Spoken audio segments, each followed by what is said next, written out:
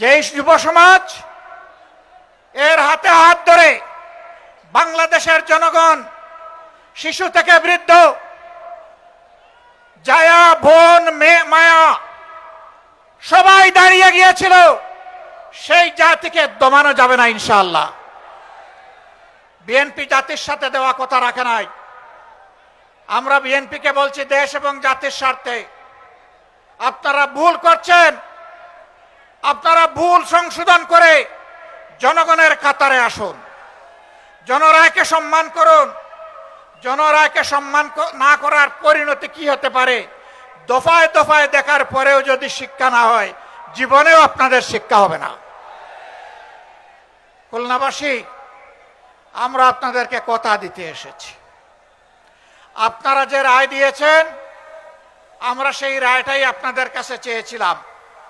আর আমরা বলেছিলাম এই রায় বাস্তবায়ন করা হবে, সংসদে গিয়ে আমাদের দায়িত্ব। চুরি ডাকাতি ইঞ্জিনিয়ারিং করে ভোট কেড়ে নেওয়া হয়েছে, নেওয়া হোক। আমরা সংসদে যা আছি তাই নিয়ে আমরা সিংহের মতো লড়াই করে যাব ইনশাআল্লাহ। আমরা জানি সহজে কানে পানি ঢুকবে না, তখন সিরিঞ্জ দিয়ে যদি ঢুকাইতে হয় সে পানি আমরা ঢুকাবো। যদি ফয়সালা সংসদে না হয়, তাহলে যেখানে কথা বলতে মাননীয় স্পিকার বলতে হয় না, যেখানে কথা বলতে স্পিকারের অনুমোদন লাগে না, সেই খুলনার মাঠ, বরিশালের মাঠ, চট্টগ্রামের মাঠ, কুমিল্লার মাঠ, সিলেটের মাঠ, ময়মনসিংহের মাঠ, রংপুরের মাঠ, রাজশাহীর মাঠ, বগুড়ার মাঠ, সব জায়গা থেকে আগ্নেয়গিরি তৈরি হবে।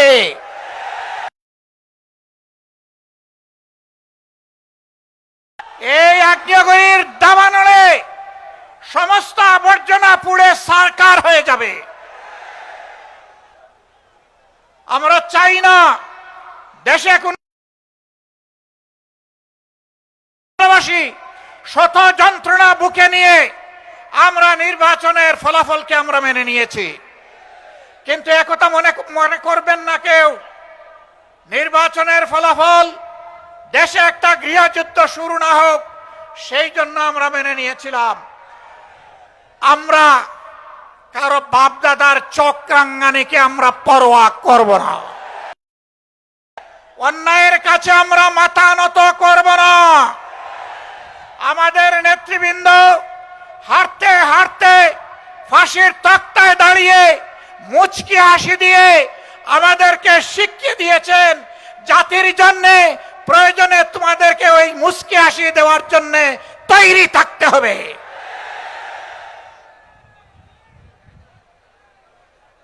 খানজাহান আলী শাহ মখদুম, শাহজালালের এই বাংলাদেশে জনগণ সেই মুচকি হাসি দেওয়ার জন্য প্রস্তুত। আমরা কোনো আধিপত্যবাদের কাছে মাথা নত করব না।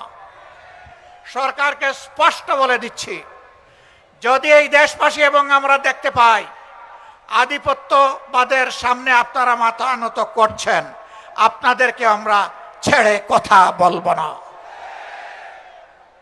সাবধান, 20 কোটি মানুষের 24 কোটি হাত আজ প্রস্তুত।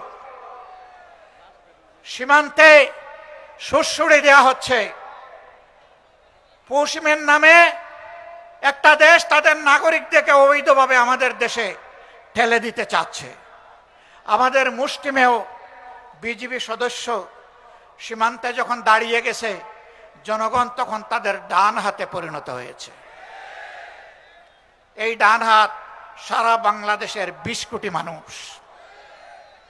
অতএব আমরা চাই না আমাদের কোনো প্রতিবেশীর ঘুম এবং শান্তি কেড়ে নিতে, আবার কোনো প্রতিবেশী আমাদের দিকে তাদের কালো হাত বাড়াক, ওইটাও আমরা চাই না।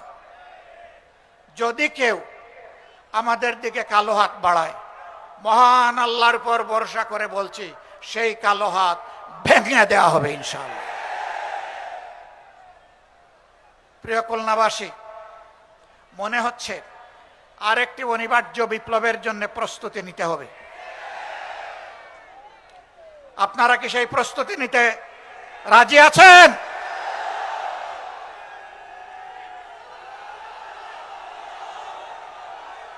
সম্মানিত বন্ধুগণ, এই বিপ্লব কোনো দলকে ক্ষমতায় বসানোর জন্য নয়, কোনো গোষ্ঠী এবং পরিবারকে তুষামোদ করার জন্য নয়, কোনো আধিপত্যবাদের কাছে মাথা নত করার জন্য নয়, বরঞ্চ দুনিয়ার বুকে স্বাধীন সার্বভৌম রাষ্ট্র হিসাবে সম্মান, ইজ্জত, শক্তি, সাহস নিয়ে মাথা তুলে দাঁড়ানোর জন্য হবে আগামীর বিপ্লব ইনশাআল্লাহ তাআলা লাজিম। সেই অনিবার্য বিপ্লবের প্রস্তুতি নেওয়ার আহ্বান জানিয়ে একটি শোষণ, দুর্নীতিমুক্ত, চাঁদাবাজ মুক্ত, দলীয় প্রভাব মুক্ত একটি মানবিক বাংলাদেশ গড়ার জন্য আমি যুব সমাজের প্রতি আরেকবার প্রাণ খুলে আহ্বান জানাচ্ছি। যুবকরা সব প্রস্তুত আছেন? এক মুরব্বীও হাত তুলেছেন। আমার ধারণা ওনার বয়স হবে 75 বছরের কাছাকাছি। মানে যুবকদেরকে তিনি জানিয়ে দিলেন, তোমরাই শুধু যুবক নও, জাতির প্রয়োজনে বয়স যাই হোক আমরাও যুবক। একসাথে আমরা লড়াই করব অন্যায়ের বিরুদ্ধে, আধিপত্যবাদের দূষরদের বিরুদ্ধে,